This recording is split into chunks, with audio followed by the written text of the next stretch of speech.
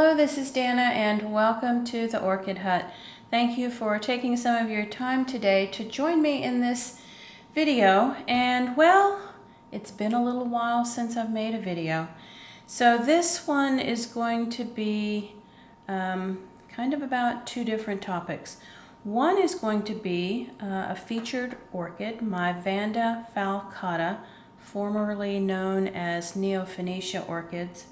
And then the other part of this video is going to be, well, what should you do when life interrupts your orchid growing hobby, which is exactly what happened to me.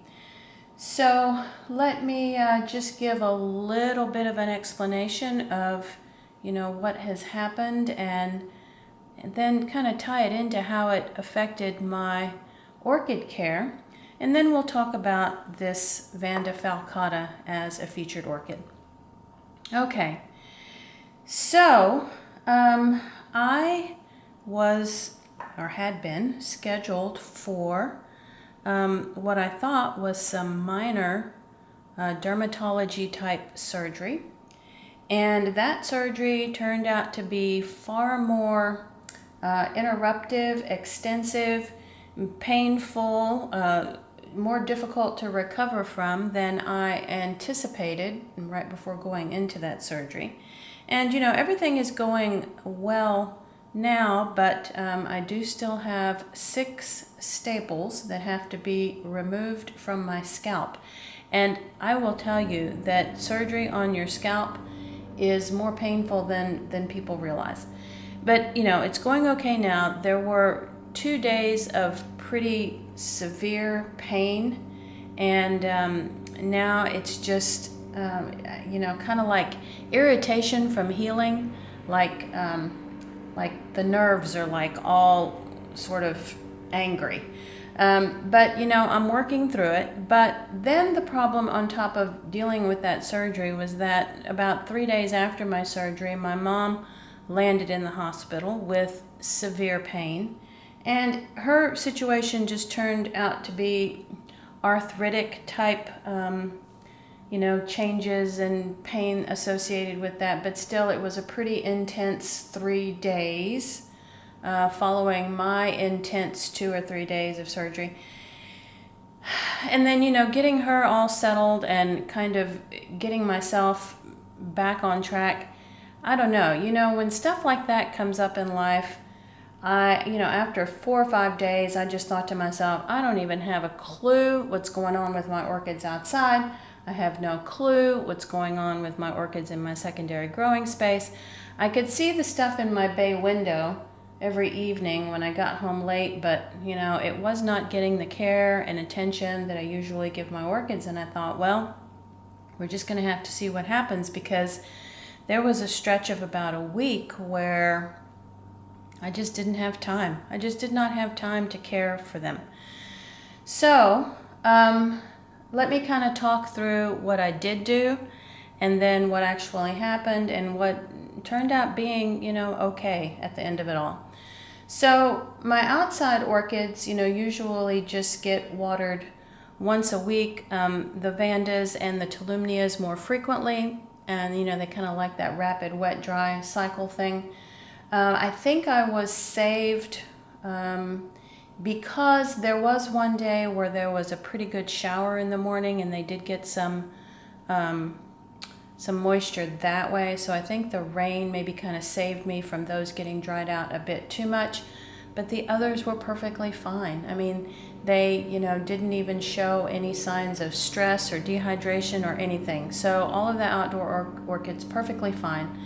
The ones in my secondary growing space under the lights, I do have a humidifier that runs in there from time to time. Did not have time to refill that. Did not have time to turn it on or monitor or anything. There were even a few days where I didn't turn the grow lights on. And as it turns out, those orchids perfectly fine from, several days of what I would call a bit of neglect. And then my orchids in the bay window, when I finally did get around to checking in on them, they were dry, but not to the point of being damaged or dehydrated. So when I had the chance, I just gave them all a good watering. It had probably been about 10 days since they had been watered or looked at, but they were perfectly okay. So, you know, if you fear leaving, you know, on vacation for a few days, or if you know, just have something that really interrupts your life, orchids are more hardy than, you know, we probably give them credit for. And even in my harsh conditions outside, they were perfectly okay. So that's the good news about the orchids amid all of the medical drama that we were having. All right, so now on to the Neofinetia. So you've probably seen this in past videos, and I had so hoped to be able to feature this orchid and do the video when both of the spikes were in bloom, but that turned out to not work itself out. Really, the two spikes were only in bloom simultaneously for maybe about 3 or 4 days. I'm going to go ahead and clip this one off. And then this first spike, you know, started to decline and wilt. But the one on this side is still looking pretty good. The one that I cut off had 3 blooms on it. This one has 4. And late in the evening, it does have a gardenia fragrance. The way that I care for this one, because it's on this moss mound, is I do let the moss mound dry out, and right now you can see that it's really dry and crunchy, so it's time for some water. I let it get dry for a day or two, and then I water and or feed it again. This pot was actually designed for Neofinetia or Vanda falcata type orchids. It has a hole in the very bottom, so when this dries out, it actually gets, you know, air circulation up inside the pot here. And so it does dry out, the sphagnum moss does dry out maybe a little bit quicker than it might if it were in a closed up pot. So this orchid is native to Japan, and way back in the 1600s, it was the very first Japanese houseplant, but only the most elite households were allowed to have this as a houseplant, and it was very much a prized possession. And sometimes the owners of this plant would actually put a cage around it so that no one could touch it. And then if a stranger came into the presence of a Neofinetia in a moss mound, they would cover their mouth so as not to breathe any germs on it. So some of those stories about how these orchids came to be are really quite fascinating. They did believe that the blooms looked like the samurai sword, and they were often referred to as wind orchids.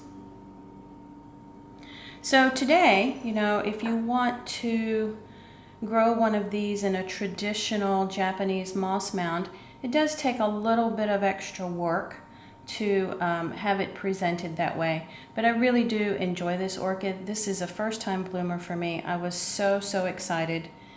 And I just wish that I had been able to film it for you when both of the spikes were in bloom. But I do have some still photos of that. I did manage to capture a few still photos, and I will insert those into the video along the way.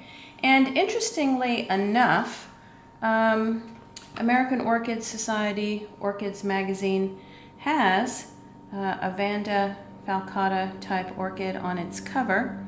And I haven't had a chance to read the article yet, but it seems like it's more about the lady who does the clay work for the pots and not so much about the orchids themselves. So I still look forward to reading about the cover on the latest American Orchid Society magazine.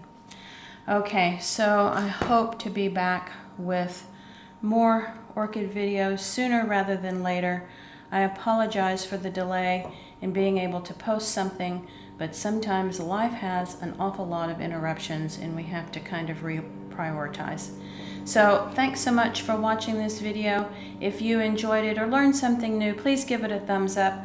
The subscribe button will be coming up in the bottom right-hand corner of the screen. Talk to you next time.